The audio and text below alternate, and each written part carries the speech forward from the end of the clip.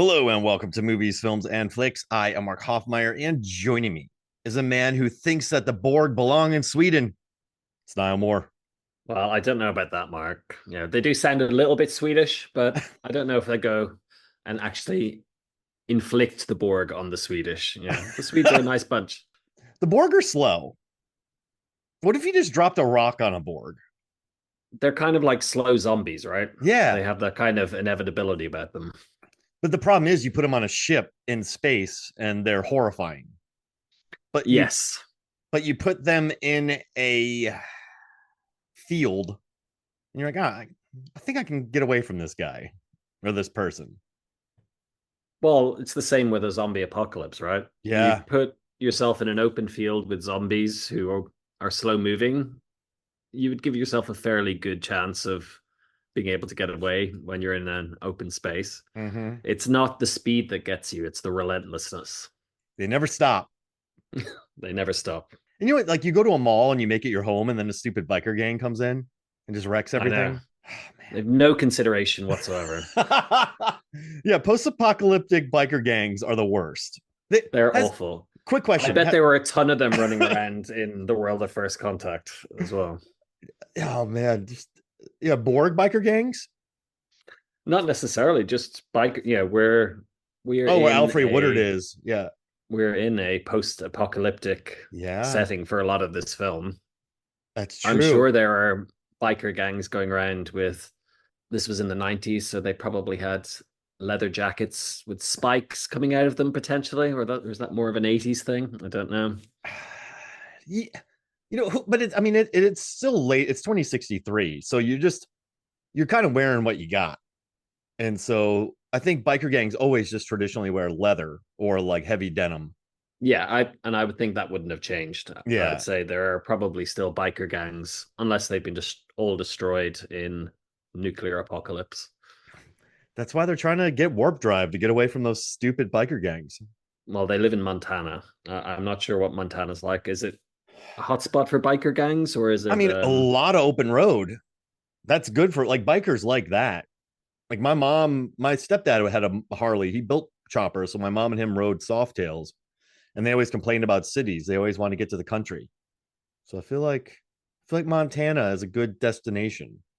Except for when yeah, it's cold. which it often is. Yeah. I mean, probably people are probably staying in like not Phoenix. If it's the apocalypse, people have moved towards water and rivers.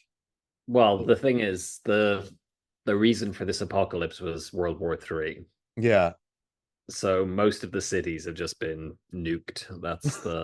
Yeah, that's true. You're right. That's the backstory. So the Yeah, I reason know. people are not in big settlements is because all of the big settlements have been blown up. Yeah. So there's a lot of nuclear waste. At this point, everyone's just sort of like, hey, this has been bad. Let's just They've got not. they've got their little commune. They've got a bar. Yeah. They have A great bar and music. it's got a jukebox. Yeah. They seem to be generally having a good time. They're still making tequila. They are still making tequila. I don't think that tequila bottle was that old. What do you think would be the first thing to come back after a war? The war is over and supply lines reopen and countries are starting to get back on their feet. What's the first thing people are going to start making? Is that right? I'm Booze. making some booze. Yeah. Yeah. We're First having a water. party. First, we need to sort out water. And then once And then we water need gets to sorted use that out, water to make booze. yep, so I guess we got to make water to make crops like corn first, and then start growing wheat, barley, rye, stuff like that. And then stills. There's gonna be a lot of moonshine running around in the beginning. Oh, for sure. That's And really that's interesting, the problem Niall. with the spirits. That's the problem with the spirits. They need some aging if you want to have them the good. So you Yeah. need something that you can make much more quickly. So your vodkas, your moonshines, your I'm not sure tequila doesn't take that long. Your agaves and Yeah. your mezcals. You just got to grow the what they come from, like the agave. You know what I mean? Like you just got to grow, and like, even potatoes for vodka. Yeah. Hmm. So I would say water, plants, and then booze. I would say that's accurate. Because I mean, it's not like I can go make an IPA with no hops. Like I need to grow the hops first.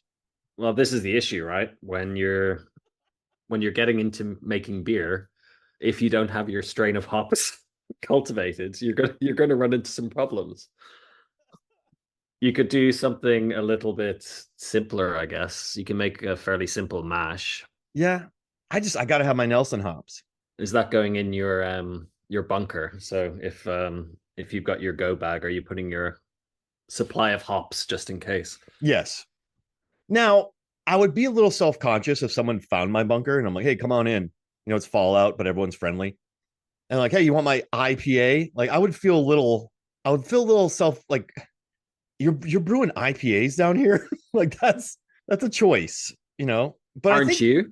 but here's the thing: like lager, if you mess up a lager, you're like it's done. It's not good. But if you mess up an IPA, just toss some like lactose in there, or toss an orange in it, or toss in another hop, like three different other hops, And and then then give it a jaunty name and sell it to beer hipsters yeah, and call it say it's a new thing. the Bjorn Borg.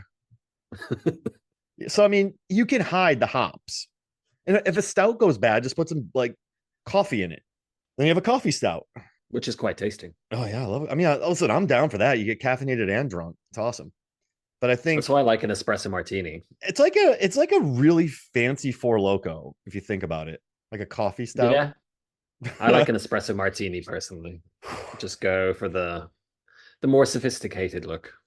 Now, the espresso. Are you like? Do you have an espresso? Like, what do you have a espresso machine? So if I was making it, you get a shot of espresso, you get a little bit of Kahlua, a little bit of simple syrup, and some vodka, shake it all up over ice, and then serve it in a martini glass. Oh man, that sounds good. Would gin be easy with all the botanicals? But then Probably, I probably need a but cucumber then because I love Hendrix. you still need a spirit base though. Yeah, that's You're true. you're adding the botanicals to it, but you Yeah, still kind of need spirit. man, who'd have thought? Like post apocalyptic booze making is getting pretty difficult here, Niall. I think so. It's an unexplored genre. No, you don't want to. All you ever really see is moonshine. You have people with flasks of nondescript liquid where they pass it. Is that here? Take a drink of this, and then your main character will take a drink and do some awful Yeah, face, super strong, like, oh, that's the shit, yeah. or something to that effect to let you know that it's strong booze. Whereas in this post-apocalyptic setting, they have tequila. Oh, it makes me so happy. I love it so much. It's this movie's really good, man. I had never watched this. I just knew that it was pretty much the one good next gen movie or the best of those. It's So, definitely the best. I think if you were ranking the next gen movies, this would be the best. I think I would probably put Insurrection next, ahead of Generations, and I would put Nemesis bottom. oh no. I'm excited Um, though. I'm excited for Nemesis. But when we're talking about this one, you have like Alfre Woodard running around. You have just this stacked cat and some really funny lines too.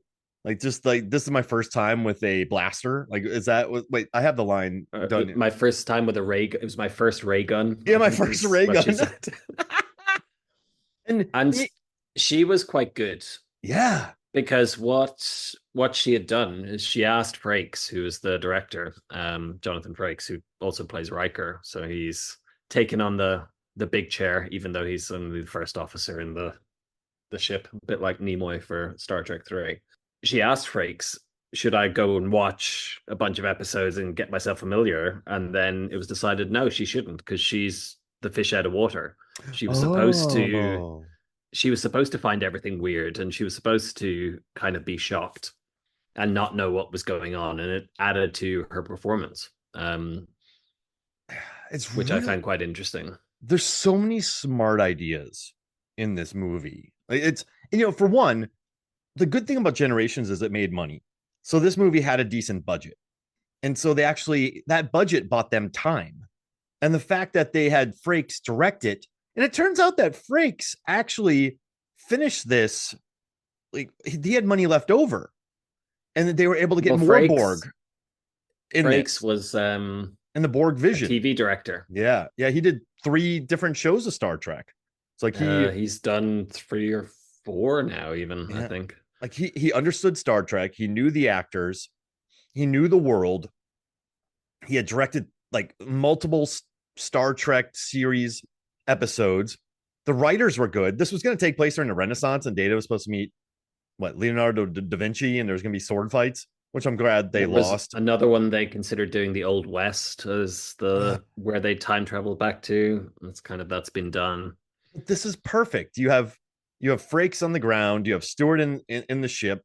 You have slow moving Borg, and then you have Cromwell acting his face off, being just He's hilarious great. in this. Just getting people drunk, which is always funny. Like I And love, Cromwell was coming right off the back of an Oscar nomination for Babe going into this. and like Alfre Woodard had an Oscar nomination to her name, Yeah, she did. and like like I love that scene where Troy's all drunk. She's like, I had 3 shots of tequila, and she's all wasted. This is Star Trek is the craziest franchise, Niall, because like 1 wasn't Star Trek, 2 was great, 3 was fine. They're like, okay, 4 got better, 5 was a shipwreck, 6 was really good, 7 had 3,000 cooks in the kitchen and generations didn't work, and now there's this one that's really good. It's the craziest franchise, and It's all over the place. it's all over the place, and they never learn their lessons. And then they're like, okay, we failed, we should probably learn our lesson now, and then they do. And you know what I learned? Like the script writers, there were some cooks in the kitchen. They had to bring in time travel. I know that. And then they also had to, let's see, bring in Borg. So what, Braga and Moore, they were asked to bring in, like, and Berman helped with the story, but they were supposed to bring in the Borg, but then they needed time travel. And like I love that their first thought was going back to the Renaissance. And they're like, no, we'll just go back to the first time that first contact was made. And then the Borg want to stop that. And it all makes sense. Like the Borg are like, we're going to go back to this time and stop this. So then they don't meet the Vulcans. So then this doesn't happen. And you wonder why they just have time travels now, but that doesn't really matter. And it's just like a good time, and it's violent, and it's like very zombie-ish.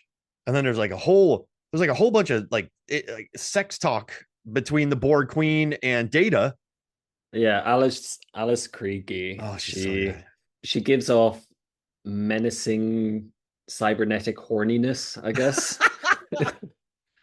Yeah, she really does. And during the commentary, I was listening to the writers and I listened to Frakes because there's 3 commentaries. But the whole time they're like, yeah, she puts off the queen puts off this kind of weird sexuality.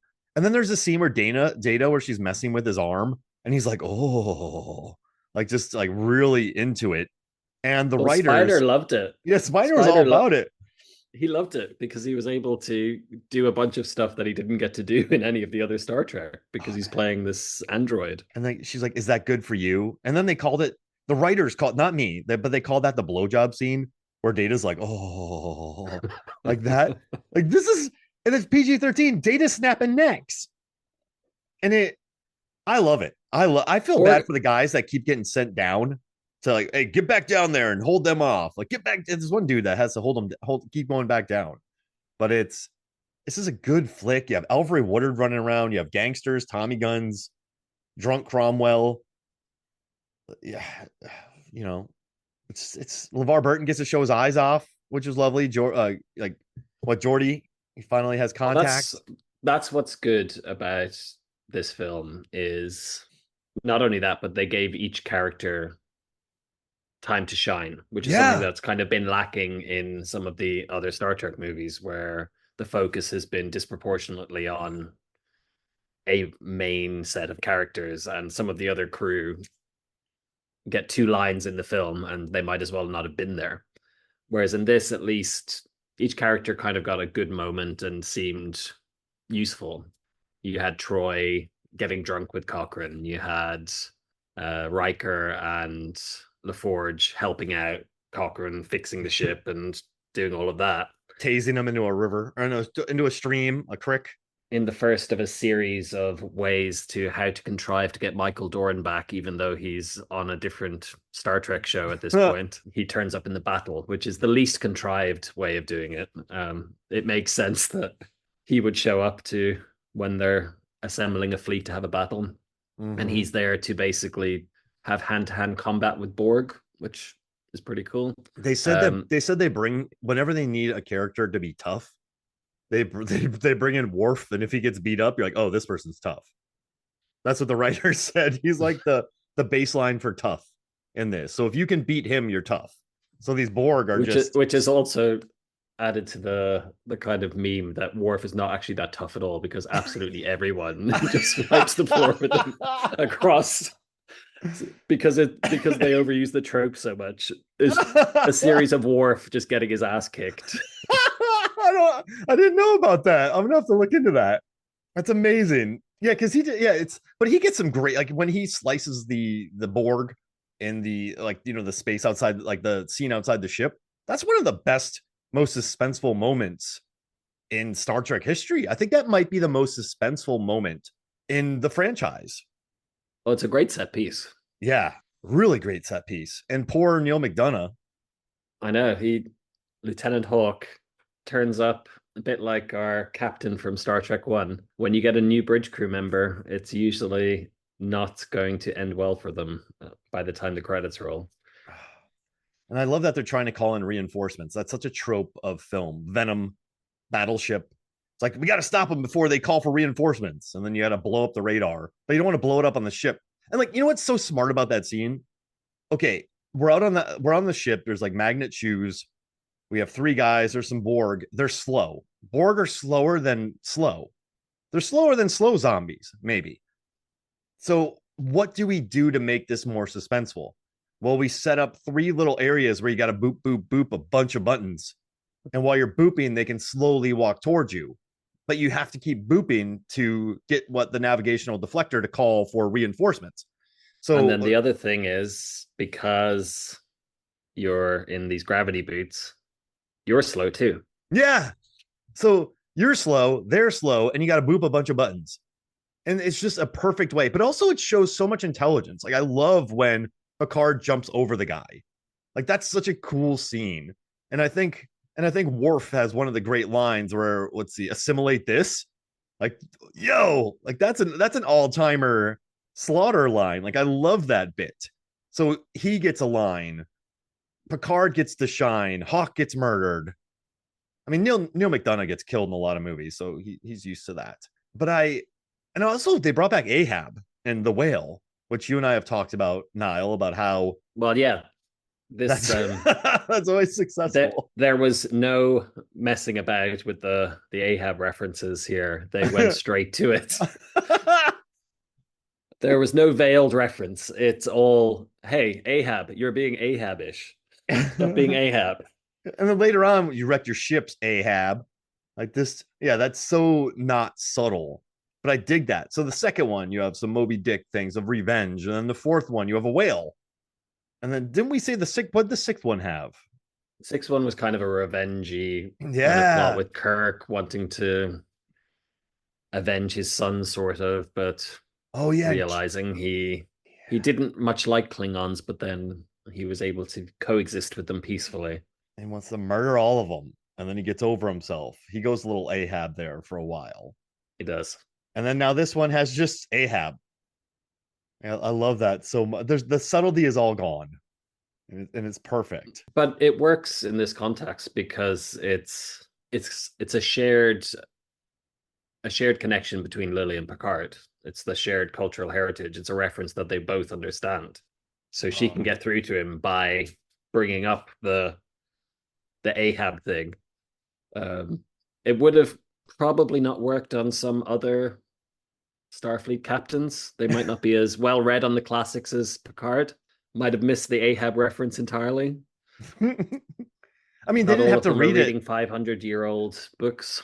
They might not have read it, but they might know about it. Like Alfre Woodard's character, which I kind of love. She's like, I never read it. That's a great line. That's such a good. And you know what's nice about this movie is I don't have all that baggage from the TV show.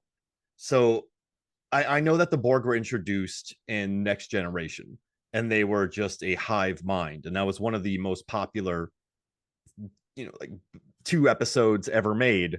But they couldn't come back because of budgetary constraints, yada yada. So they brought him back for this, and they introduced the Borg Queen because I think justly so. If you're going to market this to audiences around the world, you need to. It can't just be a hive consciousness.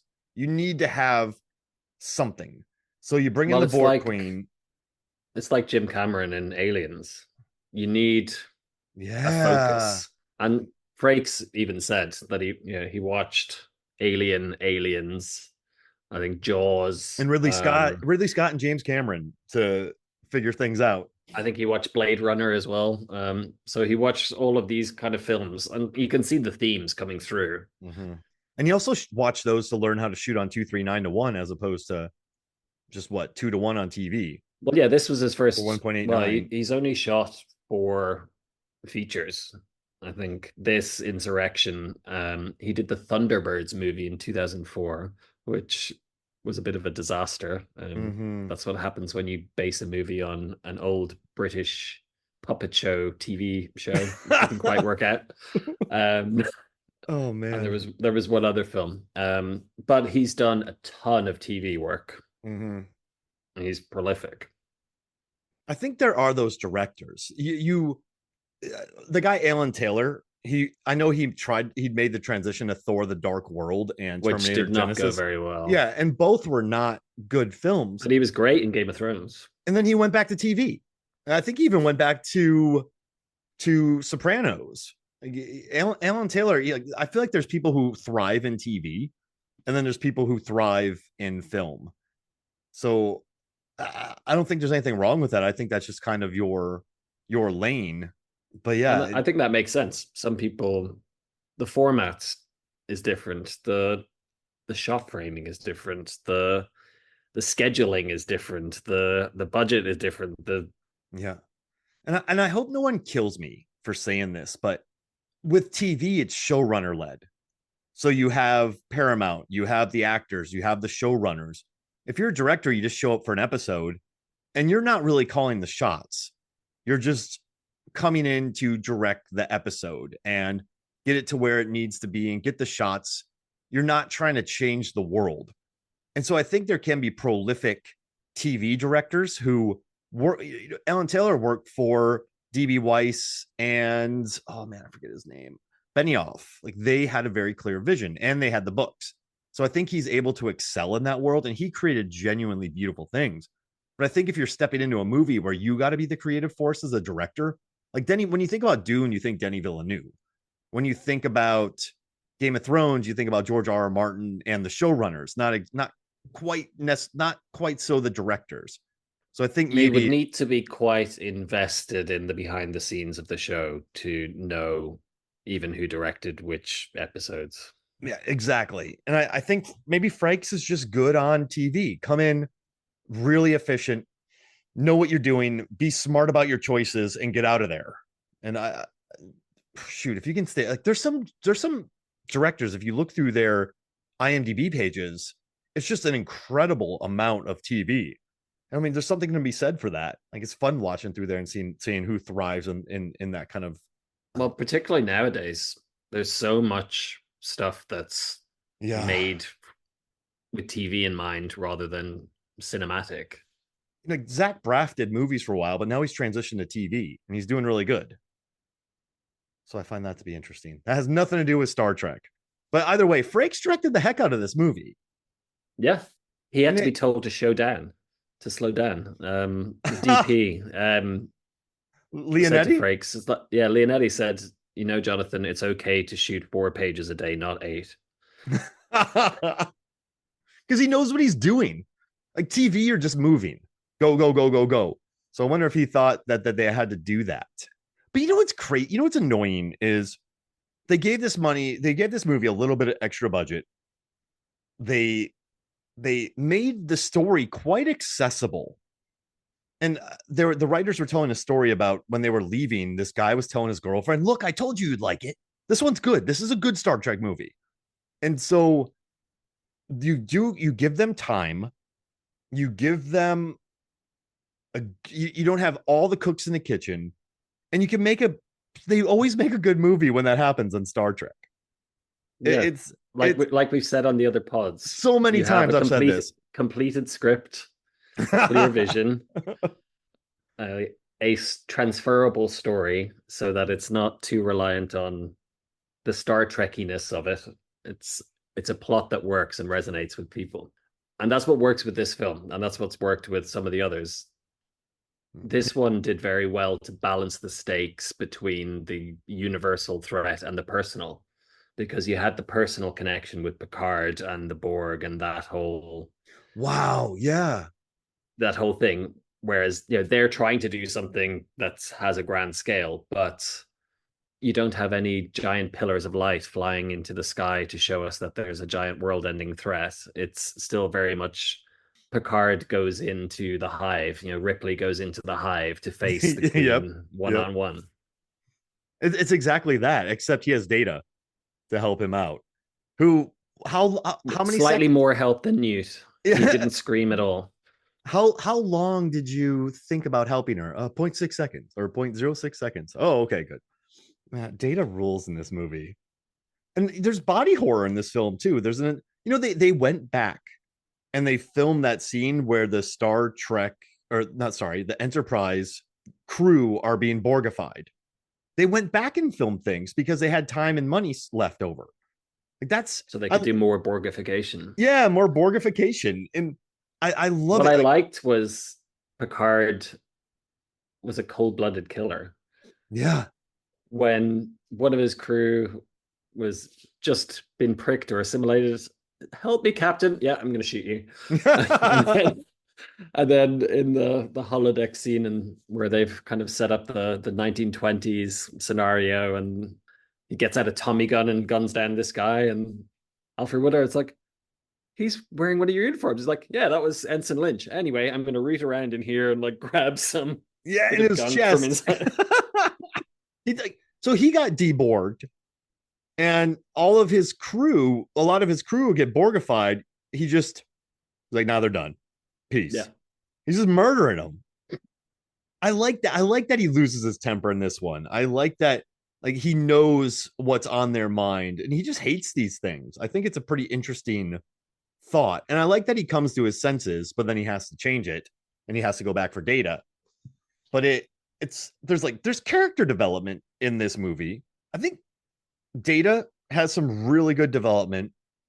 Then I don't know if Riker has any, but I think Picard definitely has some character development. Yeah, he gets a little bit of closure for the Borg. There were various episodes in the show that kind of addressed it between Best of Both Worlds and this, Mm-hmm. but they were always very small scale. It's like, oh, we found one Borg, or oh, there's a rogue Borg kind of thing. That's not going up against the Borg. It was kind of, oh, look, it's a Borg. Remember these guys? We only have budget for one on screen at a time. Just walking in the middle of no, like, it's like Where's Waldo, but it's a Borg. How fat could how could a Borg assimilate a lot of people? um, Theoretically infinite. Yeah, but what about the parts? They grow. It's Tony Stark kind of technology. They have Oh, okay. nanomachines. Oh, So that's what they're injecting. They inject them with these nanomachines, and the nanomachines start replicating and they start sprouting bits. jeez Louise, they're terrifying. And Yeah, I love the shot. they're Like, a there's great one, villain. they're doing the work on Data, and you just see the one looking up, and then the camera pans down. It looks gorgeous. It's this one's more action packed. You get Picard guns, which I love. But it's still silly. I love, like LaForge. He's really silly in this one. He drops all of the information on poor, oh, I got his name, on Cochrane almost Yeah, immediately. he. Did you I really think tell him about he's that? almost. I think he's almost worse than Kirk in four. Kirk in four straight away to the whale biologist, like, "Hey, I'm from the future. Do you want to come and see Yeah. my spaceship?" Um, Whereas LaForge immediately is like, "Hey, you're super famous. They're going to make a statue of you, and oh, you're my hero. Can you sign my And thing?" this guy's just drunk trying to listen to music and getting Troy drunk, which is like, I like the idea that this guy who everyone looks at as their savior, who had first contact, is just a drunk James Cromwell. And he's nowhere Cromwell said scary. that he's so this character is actually the closest to his real life persona of any of the characters he's played. Jovial and rock music. Jovial and rock music and just kind of chilled. Because Babe, he was great. And then LA Confidential, he's very stern. Yeah, he's quite intense in that. Mm-hmm. He has three different, totally different types of roles there. But I dig him in this. And I like the little hat they put him in. And everyone said that they were really happy to be out of their costumes and just in real world or whatever 2060s attire. It's just all smart things. I know that Picard was originally supposed to be on Earth and Riker was in space, but then they're like, that doesn't really make sense. But it's not an ego thing. If this was Nimoy and Shatner, they would have self-destructed each other, mainly Shatner. But in this one, Because he would have wanted the big action beats. and I think this one, Stewart's like, I have problems with the Borg, so shouldn't I be there? And then he supported Riker being the director, so he wasn't trying to direct. So I bet Riker was kind of like, okay, well, I'm not fighting Borg, but I'm directing, and I'm hanging out with James Cromwell, and I don't have to wear a uniform. So that's great. And And also, I think he's pretty cool with it. and then what's great is by splitting up the action into two.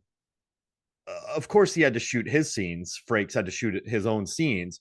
But when they were done with that, when they were back into the studio, he could just focus on directing, which is smart because you take care of your scenes. A lot of the scenes on Earth, there's no biker gangs, which sucks, but they're pretty low stakes. So when he's doing all the high stakes stuff, the big emotion stuff, he can just focus on that.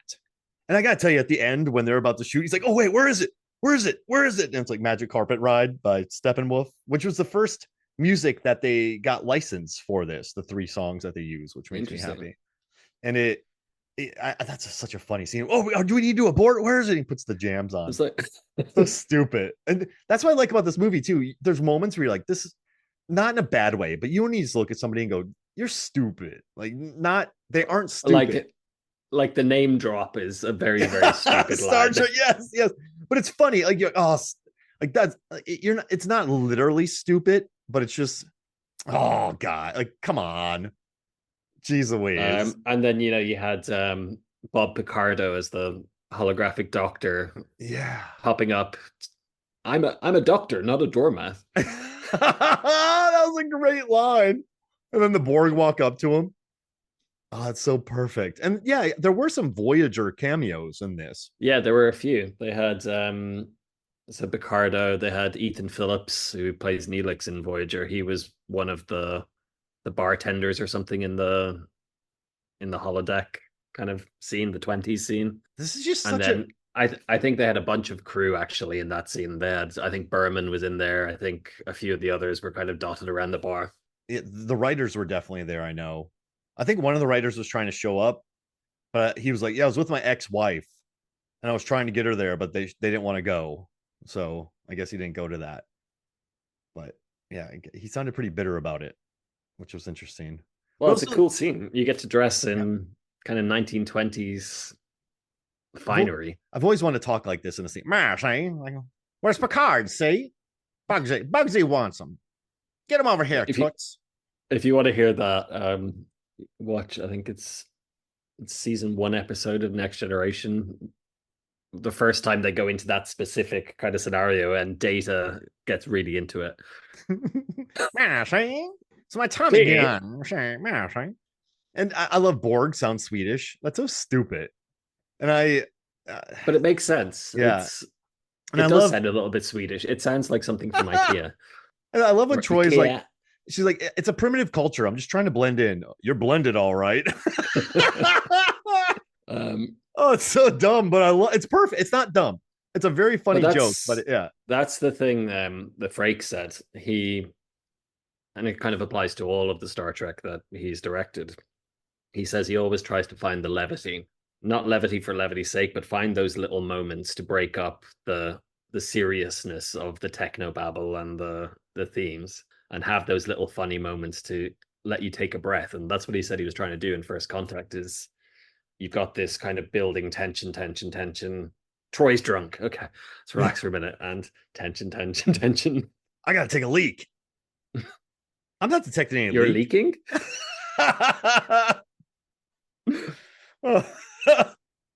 Don't you people from the 20th century ever pee? Oh, I love it so much. But if you think about it, the Borg are heavy, and Picard's pissed, and people are dying. There's a lot of people dying. And Star Trek isn't that all the time. It's not super oppressive. So it makes sense that they go back down to Earth and there's pee jokes, Yeah, which I love. they're having kind of a nice historical time. They've traveled back in time. They're getting to meet this really cool guy and help him with his spaceship. They don't know what's going on the Enterprise. Yeah, they're just hanging out. It makes me happy. And also, I love the line, definitely not Swedish. I was so stupid. And then, yeah, it was 0.68 seconds, sir. It's like, this is a movie that I think Frakes did a really good job of blending comedy and action. And I think the only person who doesn't get their due is the Doctor. There's not much for Gates McFadden to do. Yeah, she only kind of gets to turn on the hologram, and then there isn't But really much. mhm. One of the only way they kind of could have had her interact more with Picard, I guess, to try and be the one who talked him down. But having Alfre Woodard do it worked so well that it wasn't really needed. I think sometimes it takes an outsider too. And that's smart writing because Gates knows her captain. They know that he's been Borgified before, and he's led them through a lot of ordeals. So there's that history, even though she'd probably be like, yo, dude, we got to get out of here. But I like that Alfre Woodard just goes off on him because she doesn't know about any of that. Maybe a little bit. She knows those Borg aren't Swedish, but I do love that she gets on him and lets him have it because she doesn't have the history to like on her shoulder, like the relationship that what McFadden has Yeah, with or it's very Beverly Crusher. much Yeah. it's very much a none of the crew would necessarily stand up to the captain like that. It's maybe Riker would have if he was on board, but he was down on the planet and they had no communication, so it didn't matter. So you have an outsider just yelling at him, calling him Ahab. And then he broke his little ships. it's it's a good it's simple too. It's two stories. The Borg are trying to stop humans from getting warp speed, so then that stops the Starfleet, and then a battle ensues because they're on the ship. And then they can't really go anywhere because they're trying to save Cochrane on the ground, and they're battling the Borg, who have taken over a bunch of the ship. Well, apparently there's a thing where no one knows how many floors there are in Enterprise E. Yeah, it's inconsistent, I think is the nicest way to put it. I think at the beginning he says 24 decks, somebody else says 26. I think in Insurrection or Nemesis they talked about a deck 29, so who knows. Yeah, I know they've definitely gone up to 29, but it was interesting listening to the commentary with the writers because they were talking about how people complained about the Borg Queen, people complained about the decks on the ship, people complained about this person doing that, this button doing that. And they definitely said that by this point in 1996, they were, it's really interesting because Insurrection and Nemesis did not do well. And when they were talking about First Contact, they basically said that the franchise needed to evolve or they needed a wipe. They were talking about how DC Comics had been so wrapped up in lore that they just erased it all. Like, we're starting from scratch. Like, we can't juggle. Martian Manhunter was here at this time. Like, it's just too much. And I think with Star Trek, it's like, why did you hit that button if you hit the button in the other episode? And why would you do this and that? And I think they just needed that reset. And I'm not saying J.J. Abrams reset because he didn't really make Star Trek movies, but at least they reset the franchise, made it lucrative again, and that opened the door for Picard and what were the new shows? Above Decks, Below Just Decks. Discovery, Lower Decks, Strange New Worlds. So that, do you think though JJ's We've got movies? the Section 31 movie coming out Oh with yeah. Michelle Yeoh. So those opened the door for new Trek that wasn't completely beholden to the lore of other Treks. So Yeah, it's definitely, if you frequent certain forums on the internet, people get very, very, very, very precious about certain parts of technical things. In fact, on Reddit, there are two Star Trek subreddits. One which is for the super, super duper focused people who would be like, oh, you pressed the wrong button and that's completely wrong because in episode 12 you pressed that button and that did a completely different thing and it's completely wrong. And then there's another one for fun takes about Star Trek where people say, look, why did Neelix use eggs instead of this in his omelet? He should have done this. And it's much more fun and lighthearted, and you get some really, really random discussions. well, that's Um, fun. That's more my vibe. I'm much more interested in those ones than the other one. I saw someone actually posted this morning on Reddit, and it made me quite annoyed that they were saying that First Contact was the worst movie and it was terrible, and they listed out like 10 reasons why it was awful, and it made me. I was like, no, you're wrong, wrong, wrong, wrong. That's okay. No, no, no. But this is the thing. I okay, obviously I don't know about the lore, the ultimate lore of the original series or Next Gen or Deep Space Nine or Voyager, but it, from what I've seen on these movies, it's still a Star Trek movie. The spirit is there. They're trying, like when Picard still has Borg in him and they blow up the cube because he knows where to shoot. That's a neat scene. And when they are like how he goes back for Data and Data's talk and just the way that they're able to kind of, they always separate too, and that seems very Star Trekky to me. And it doesn't. I don't know. I don't think you could call this the worst because it's a just a Star Trek movie. Does that make sense? And it's, if you look at how it did numbers wise with general Yeah, audiences, yeah. it's objectively a good movie in its own right. You not knowing any of the backstory still came in and enjoyed it. You haven't seen the episode. You didn't know who the Borg were before it, but they still work as a villain. And that's what you need for worldwide audiences because Star Trek was adored, but they didn't have much of a budget. And when you're jacking up a movie to $40 million in '96, you need to have broad appeal. So I think you can be more niche on the TV show. But also, if you're making a Star Trek movie and you are making Star Trek First Contact, by this time you're 8 movies in. The original series had 79 episodes. The next gen had 178. Deep Space Nine was running by this time. Yeah, So they already at had, that point, DS9 probably had five, so over 100 episodes. I yeah. think Voyager probably had one season in the bank as well. And you can't be beholden to every button push, every like rule. You just can't. Like, there's no way you can just sit there, and you need to respect the show. I think some people come in and go, I don't care about that. We're doing this. I don't think you should do that. But there's going to be mistakes made, or there's going to be things that you have to change, like the Borg being this hive to having a Borg queen. I think most audiences, if you look also in '96, like Independence Day, they had a central command. Aliens had a central command. Them had a central command. I think most creatures have a Well, central command. the writers said they struggled because they weren't able to write believable dialogue for this hive mind that would kind of make sense to push their agenda or kind of make it. They needed this focal character to be the voice of the Borg or to be the focal point. Otherwise, it just wouldn't work as a villain. You might as well have just had a zombie virus or something. Mm-hmm. And they're not looking for a cure. In World War Z, they're looking for a cure.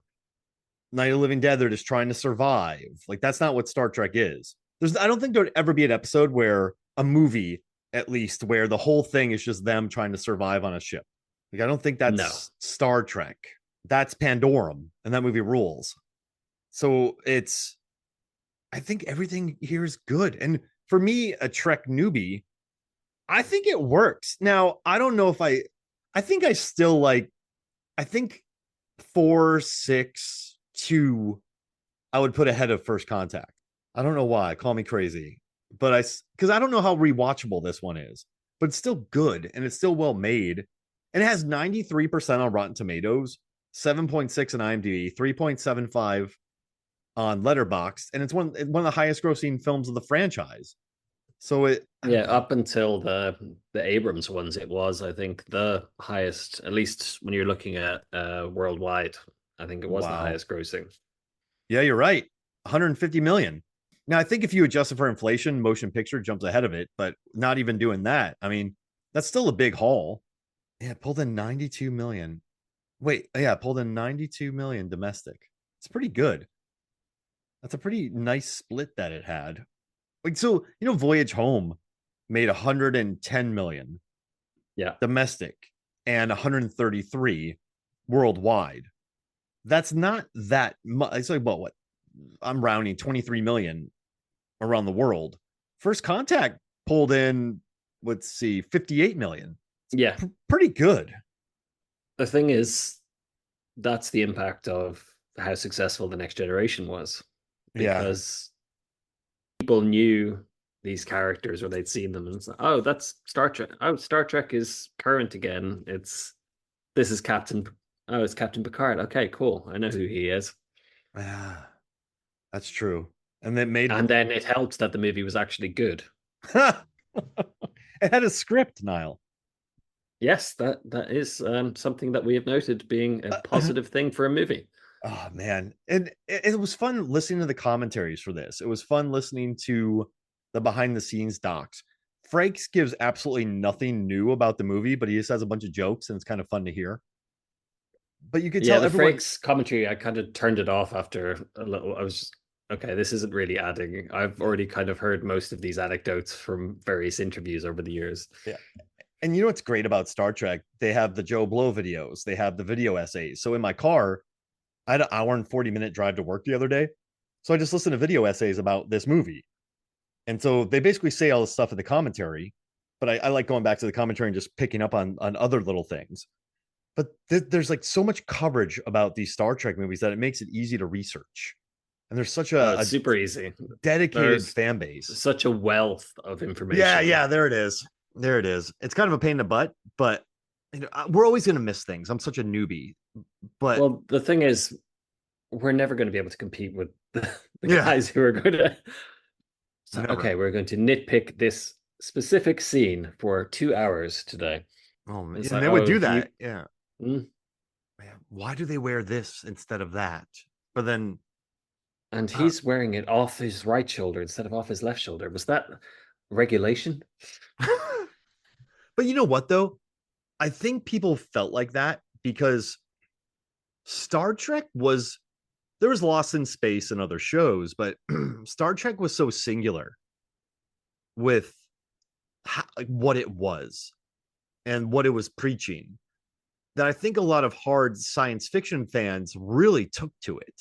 And it became like they clung to it because there just wasn't that much out there. There were science fiction shows, of course, but do you think people are so addicted to it because of the books, because of the TV show, the movies? And it's Star Trek was never the most popular thing in the world.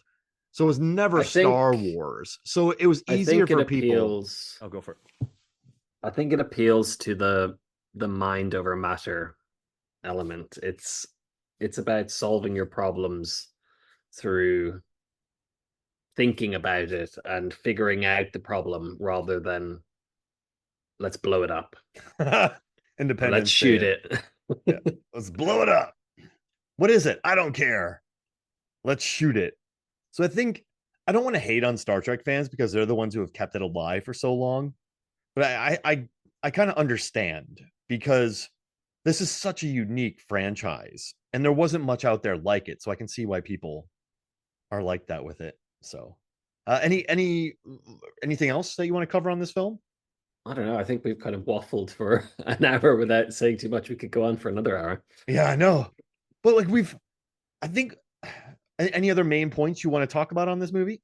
Yeah, it's interesting that it was ILM's last Star Trek movie for a while. And they snuck in the Millennium Falcon as an Easter egg in the space battle. No way. Did it get blown up? It's no, it was just in like a little shot somewhere. Some eagle-eyed person has found it. You'll If you do a search on the internet, you'll find it. Oh, that's amazing. Which is quite cool. I haven't seen Nemesis, but I remember seeing the trailers and thinking that the special effects looked horrifying, even in 2002. So I want that Yeah. must be the lack of budget. I would assume because it cost 60 million. That's not a lot in 2002 for a major space film. No, not at all. I You see this with so many films though. The inflation of budget and the decline in quality of effects. I still think the dinosaurs look best in Jurassic Park 1, never mind the later ones, because of the mix of the animatronics and the real. And I think that's what makes this film look well. It was all shot as much as possible on physical sets, and you had tangible things. And they had obviously the big kind of space battle scenes. But outside of those, this thing, it went from 4 months from finishing principal photography to being released. Yeah, which is 7 months. Which is crazy. A 7 month schedule. That's crazy. How'd they do it? But they did it early and they had money left. Yeah. Because they had a script. It's impressive. Well, it comes down to Frakes and then his DP, what's his name? Leonetti? Leonetti, who's done a ton of stuff. He did like Commando, he did he was like an assistant DP on Demolition Man, which is a movie I actually watched the other day as well, which that's great. Is very random. I just bought the Arrow Blu-ray of it with all the new commentaries. Ooh, it's pretty awesome. I'm very happy. But okay, you talked about Jurassic Park. Spielberg just made smart decisions. He shot in the 1.85:1 aspect ratio to make the T-Rex look bigger. He brought in Phil Tippett. He brought in some really excellent actors. He gave the movie scale. He knew how to make the film have scale. And also it's Spielberg. But you watch the sequels, I think he just got brought back into it. I don't think his heart was into it. And that's more of a horror movie than anything. And then if you look at Jurassic World 3, that one had so many production issues. It was nuts. And then Jurassic World's just a remake. And so I think with this one, even though it had a truncated shooting schedule and a release schedule, it's just all around smart decisions were made. And it's 7.6 on IMDb. That's crazy. That's really good. And it's not the highest. That I think Wrath of Khan is higher, maybe. But IMDb. This one's most definitely it's just very accessible to most Star Trek fans. Now, are Insurrection and Nemesis as accessible? Not so much. I'd say Insurrection is very much like a two-parter that fell out of the show and they decided, hey, let's make a movie of it. Nemesis, it has some, it's another one of those where they put too many ideas in the blender and just kind of filmed what came out. Got it. And poor Tom Hardy. Patrick Stewart was like, he's a weird guy. But Tom Hardy doesn't belong. He's done a lot better since then. Yeah. He's definitely gone from strength to strength since that one. He did his time and came out. And I guess if you make a Star Trek movie and it fails, that's not a career ender. Because you're probably some alien. I mean, look how many Shatner made some bad Star Trek movies and he's fine. Because there's not much, what's the word? Cash in the game. I think sometimes they throw, like, remember when Taylor Kitsch, they're like, you're You were good in Friday Night Lights. Now you're going to be in John Carter and Battleship. And then those movies didn't do well, and his career, his starring career was pretty much over after that. Like that's hard to survive. But I think if you're the villain in Star Trek Nemesis, you're going to be all Yeah, because nobody even remembers half the time. right. And I'm looking through my notes here. Let's see. They had the slow walking Borg. Poor Paul, our red shirt, the two red shirt people working get wiped Oh out. yeah, That made me very happy. I knew they were they had to dead. go. They had to go and fix the heating. Because it's hot. They like it hot. They're definitely like the xenomorphs because the xenomorphs always Oh create a yeah, hive, and then they bring people back to their hive to. that whole sequence where they first go in, it's almost like when the Marines go in the first time. They're coming out of the goddamn walls. Yeah, and like they're not worried about us if unless they're a problem, and I have a question. Would spears work? Would crossbows work? Well, you see, Worf is able to take them out using hand-to-hand weapons. I think they would work for a time, and then they would probably adapt to it as well. Would Maybe tasers they would. work? Maybe I don't know. Because they would have tasers, would they not? I don't know if they do or not. Their phasers just stun people, so they don't really need a separate stun thing. There's kind of a signal to that. Analog might have worked a lot better against those things. Yeah. Well, he's able to shoot him with a holographic gun. That seems to Yeah, work. just bring them on there. Well, Whoa. Lily had a gun. Lily was shooting at Data earlier on. They need to just beam down and say, "Hey, okay, I need all of your guns. We have to go and deal with a slight Swedish problem up on the ship." Don't hit anything important, and yeah, don't shoot a hole in the ship. But there's been And so many holes and in the that's Enterprise. a very useful line. They specifically set up that for later in the film. Don't hit that. That will vaporize things. Yeah, So then when Data does it later, you're like, oh, that's the thing they said don't hit. That vaporizes things. Excellent. and the poor Borg Queen dies. Poor. If only people stayed dead. Yeah, but you know what's crazy too is like Alice Krieg. I love her filmography, and in this one, I guess she had a ton of contacts, and she like not a ton. That's a bad word. She had silver contacts that mess with her eyes. It took her 4 to 6 hours to get into makeup, and she just loved it. And so I think that's another reason why the movie probably worked well is because just everyone seemed down to work on this, and I thought it was pretty neat. But she's been in some pretty interesting movies. This Alice Krieg. She was in Silent She's got a Hill very eclectic filmography, I would say. for sure. Yeah, she's Thor: The Dark World. Hey, speaking of that, she's in Gretel and Hansel. She has a very. She's in Texas Chainsaw Massacre too. She has a very unique look, Yeah, she does. but she adds a lot to. You never think that you're gonna watch this movie where the Borg Queen and Data are kissing, and she's messing with his arms, and he's like, "Oh, that's oh wait," and he's fully functional. I know Star Trek people wore shirts that said "fully um, functional." yes, he's fully functional. It's a throwback to an early episode. He's fully functional and programmed in multiple techniques, I'll have you know.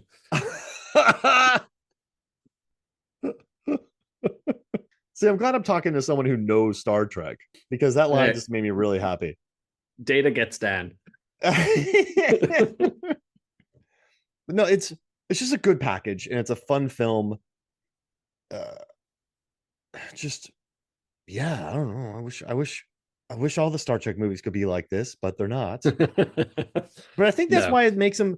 You know what's interesting about Star Trek too is whenever people talk about Star Trek episodes, people say that there's some really bad ones, or Oh, there are. Shatner throwing that rock at that lizard. And I think one of the nice things about the franchise is it's so up and down. It's almost endearing. I think sometimes when people, I think you know what's interesting too is that since it's so the quality can be so up and down, people are still quite unforgiving of it. But I think other people just enjoy the ride. It's not always going to be good. Sometimes it's great. Sometimes, like in the case of 3, it's good. And then you get 4, which is great, and then you get 5, which is terrible. Then 6 is really good, So it's kind of, you're just riding this wave of watching these people try to figure it out. And it's kind of fun. It's very human. It is.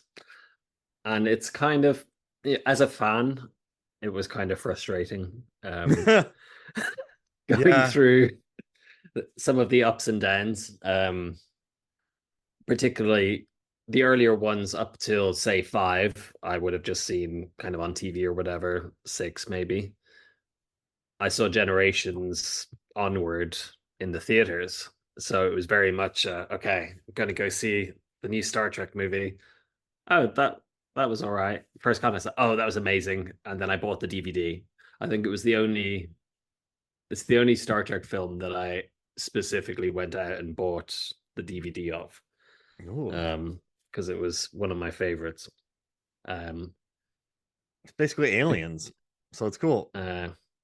well, there you go. You see, it does borrow a lot from Aliens, But which is aliens not a is bad great. place to be borrowing from. Exactly. I mean, they borrowed a lot to make Alien.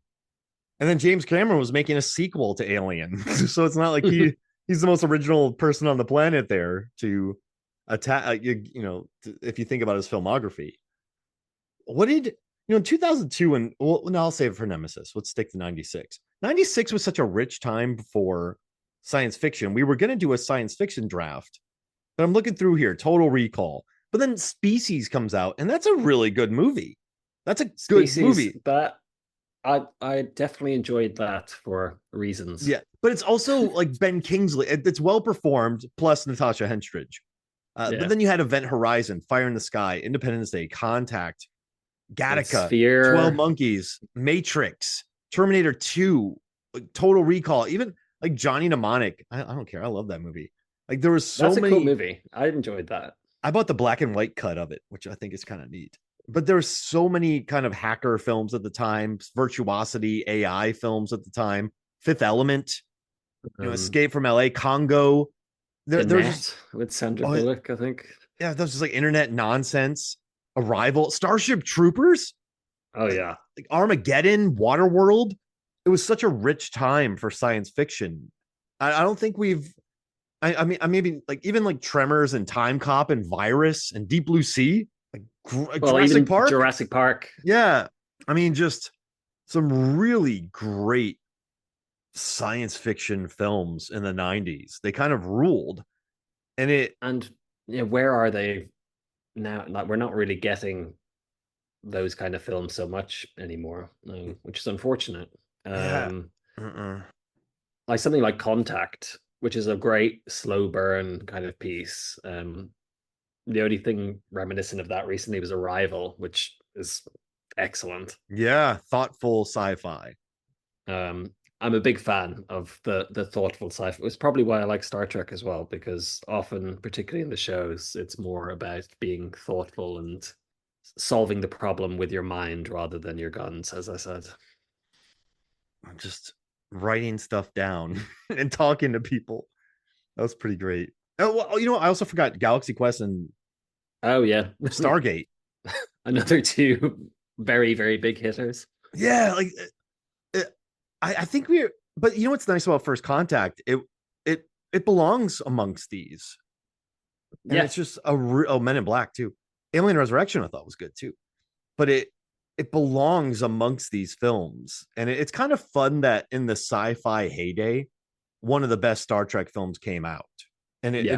it was nice that Well, two here's if you include Star Trek Six as well. oh yeah, Star Trek 6. Oh, yeah, so like in the 90s Star Trek was doing okay, and Generations made money.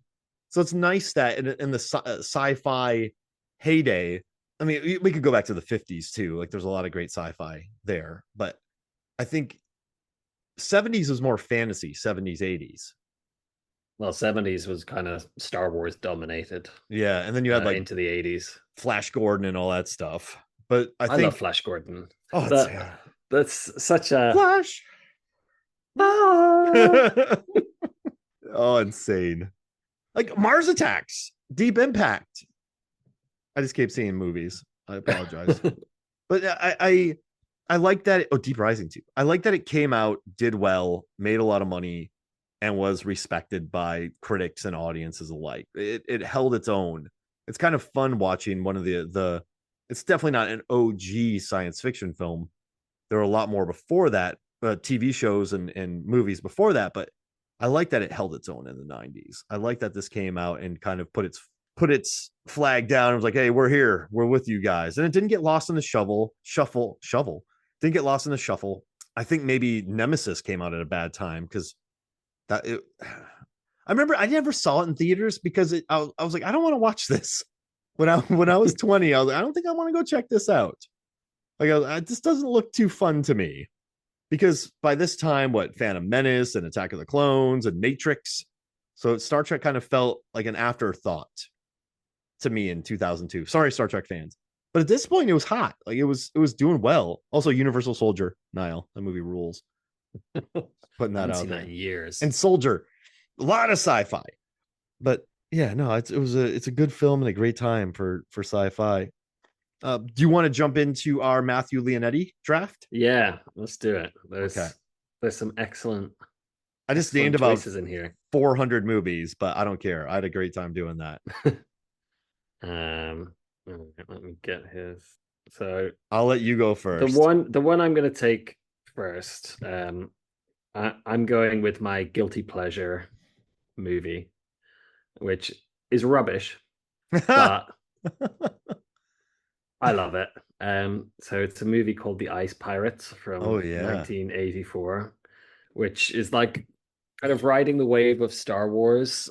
It even had some like almost gender swapped C3P. It was very space ballsy, almost kind of that kind of vibe, and it was just this swashbuckling weird adventure with there's a really really weird sped up time sequence where they're swashbuckling while like growing beards and stuff, and it's all like it's crazy. But I used to watch it all the time because it was always on TV for some reason and love it. So that's gonna be my first pick. I've never seen it. I added it to the list.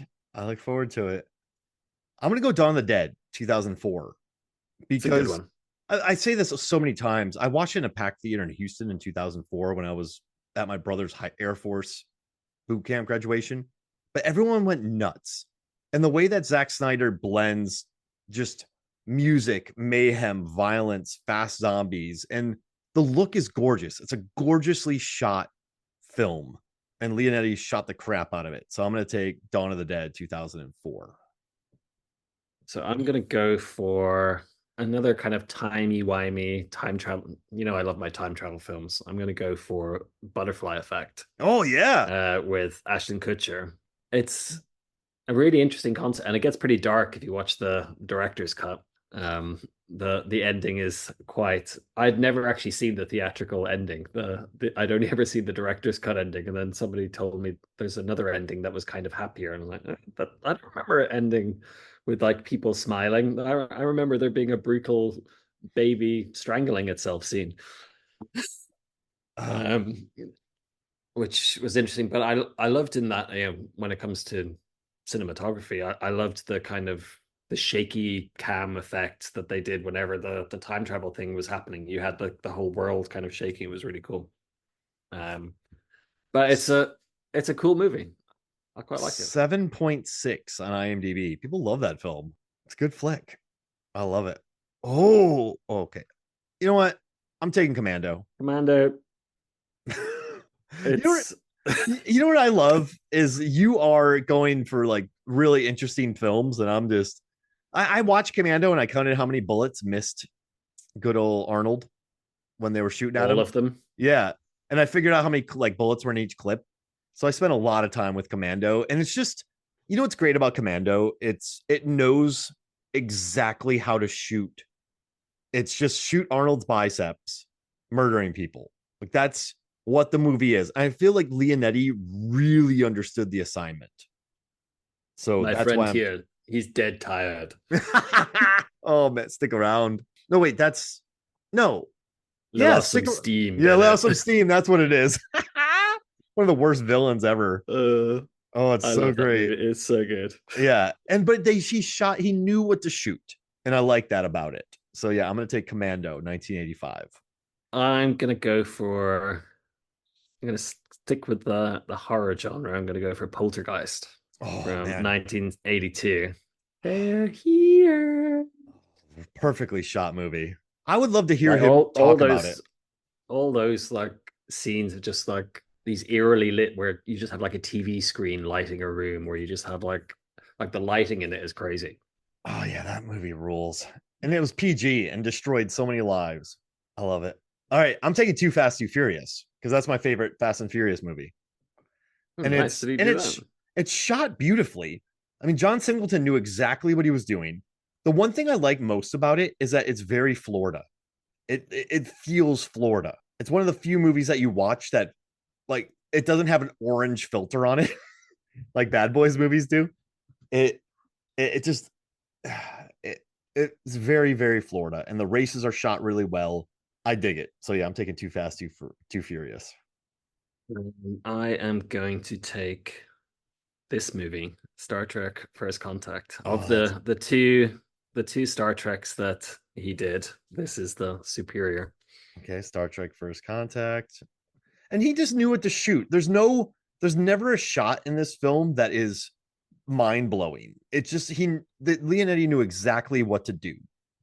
There are some pretty shots though. Some Oh of yeah, yeah, yeah. the stuff with the Well, like the crane where they're shot kind that of goes down. yeah, there are some very interesting, particularly framing the warp core and all of this stuff and how all of the hive was kind of filmed and the close-ups of the Borg and stuff. It's interesting. All right, I'm gonna take Strange Days, 1985. That's a Catherine Bigelow movie that didn't do too well, but it looks gorgeous. That movie looks incredible. So yeah, I'm gonna take Strange Days, 1995. Interesting. I'm going to go. I'm very tempted to go for another really bad movie just because Action I Jackson remember. because it looks great. No, I'm going for Raise the Titanic from Ooh, 1980. It was like it's based on a Clive Cussler novel, I believe. And it's like yeah. it's yeah, this guy goes and tries to raise the and I just have a vivid memory of like this scene of just like the Titanic popping up out of the water. I think they just filmed it with like I think it must have been miniatures, but it was you know 8 9 year old me being like, wow, this is cool. Like, could you really like make a ship come up from the bottom of the water with just some like inflatable balls and stuff? I need to watch it. Should I or no?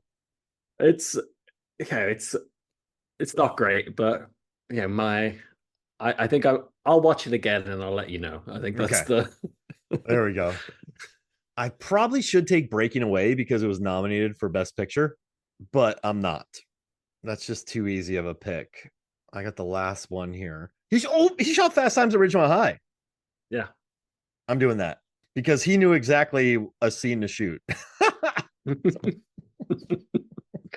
One specific scene in particular. And listen, I'm not trying to be weird, but like, I guess when you grew up, when you're 42 and you kind of grew up in this era, like everyone knows it. So I feel dirty picking it, but I don't care. It's a really well shot scene. So yeah, but I mean, I also maybe I almost picked Action Jackson because I love it. Red Heat. He shot Hard to Kill, which is an absurd film. Angels in the Outfield, Fled, Species 2.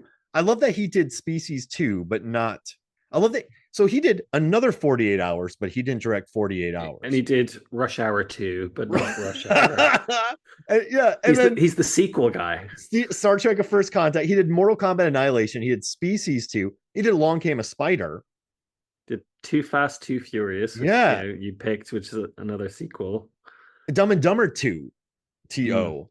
So yeah, this guy he did a lot of sequels. I dig it. But no, this was fun. And I'm really glad. I love this franchise. This has been a really fun series for me, Niall.